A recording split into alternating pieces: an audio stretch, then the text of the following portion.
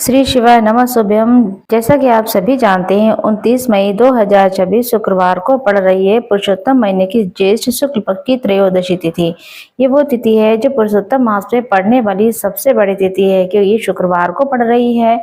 इसका बहुत ही बड़ा और विशेष महत्व होता है। पूज्य गुरु जी ने कहा है कभी भी मौका लग जाए तो पुरुषोत्तम महीने की त्रयोदशी तिथि शुक्रवार को पड़ जाए तो आप लोगों को 11 चावल के दाने का उपाय जरूर कर लेना चाहिए। इनका सहयोग बहुत कम ही आता है। इसी के साथ गुरु जी ने अपने शिव महापुराण की कथा में बताया हुआ है 11 चावल के दाने का उपाय जरूर करना चाहिए, क्योंकि ऐसा दिन साल में पूरे एक ही बार आता है। और जैसा कि आप सभी जानते हैं कि त्रयोदशी तिथि का सबसे बड़ा कोई उपाय है तो 11 चावल के दाने वाला उपाय, तो आपको इस दिन इस उपाय को जरूर कर लेना चाहिए। बहुत से लोग होंगे जिन्होंने इस उपाय को एक बार भी निकल नहीं किया। आपके पास ये आखिरी और बहुत ही अच्छा मौका है। इस 29 मई को शुक्रवार त्रयोदशी के दिन इस उपाय को आप सभी को जरूर कर लेना चाहिए।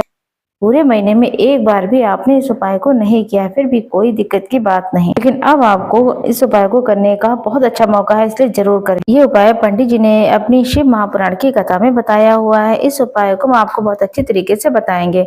इस वीडियो को देखने के बाद इस उपाय को समझने के लिए किसी और वीडियो को देखने की आवश्यकता नहीं पड़ेगी।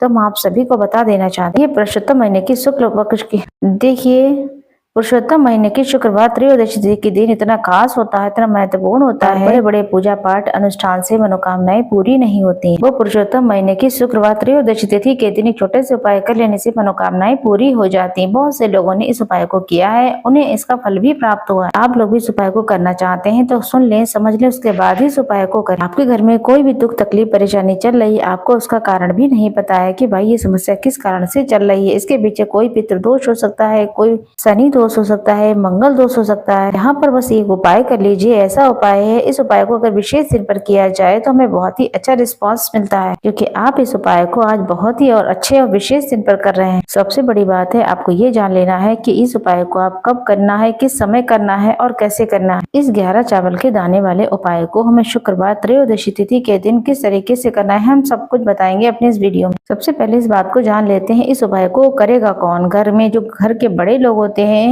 उनमें से कोई एक इस उपाय को कर सकता है, और कोई नहीं करने वाला है तो घर का कोई भी सदस्य इस उपाय को कर सकता है। अगर किसी व्यक्ति की खुद की कोई मनोकामना है, अपने लिए करना चाहता है तो वो स्वयं भी अपने लिए कर सकता है। बाकी घर में कोई ऐसा है जो पूरे परिवार की सुख शांति के लिए इस उपाय को करना चाहता है तो वो पूरे परिवार के लिए एक ही इंसान कर सकता है। इस चावल के दाने वाले उपाय को हमें करना है शिव जी के मंदिर में जाकर के। और सबसे बड़ी बात है इस उपाय को आप घर पर बिल्कुल भी नहीं करेंगे। इस उपाय को करने के लिए आपको शिव जी के मंदिर ही जाना होगा। और रही बात काम करने की, तो आप चाहे इस उपाय को सुबह करें चाहे शाम को करें, इच्छा आपकी है। यहाँ पर सबसे पहले आपको ले लेने हैं 11 चावल के दाने, और 11 चावल के दाने लेकर के सिर्फ शिव जी के मंदिर में मत चले जाना। आपको पता है जाने से पहले सारी पूजन सामग्री आप एक थाल में अवश्य रखें। 11 चावल के दाने रख लें एक कटोरी में अलग। वही इस उपाय को अगर आप सुबह कर रहे हैं तो सीधी सी बात है 1 लोटा जल जरूर लेकर के जाएं। बेलपत्र, पान, धतूरा, कनेर का पुष्प, समी का पत्र, बेलपत्र और जो है आपको बता दें रोली, मौली, अक्षत जो भी ले जाना चाहते हैं, अक्षत ले जाएंगे वो अलग ले जाएंगे। जो 11 उपाय के लिए वो दाने अलग से आप रख लेंगे। बिल्कुल भी टूटा फूटा खंडित नहीं होना चाहिए। और जो भी पूजन की सामग्री है सारी सामग्री लेकर के पहुंच जाएं आप शिव जी के मंदिर में। तो सुबह के समय अगर गए हैं तो 1 लोटा जल तो ले ही गए होंगे। जो भी सामग्री ले गए उस सामग्री से पहले शंकर भगवान का पूजन करें। श्री शिवाय नमः शुभम का जाप करते हुए पहले शिवलिंग पर बेलपत्र चढ़ाएं। जो भी पूजन सामग्री ले गए एक एक करके सारी चीजें समर्पित करते जाएं और श्री शिवाय नमः शुभम का जाप करते रहे। और जो एक गोलबाती का दीपक लेकर गए हैं उस दीपक को मंदिर में अपने ही माचिस से प्रज्वलित करना है। शिवलिंग के पास ही उस दीपक को रखते हैं।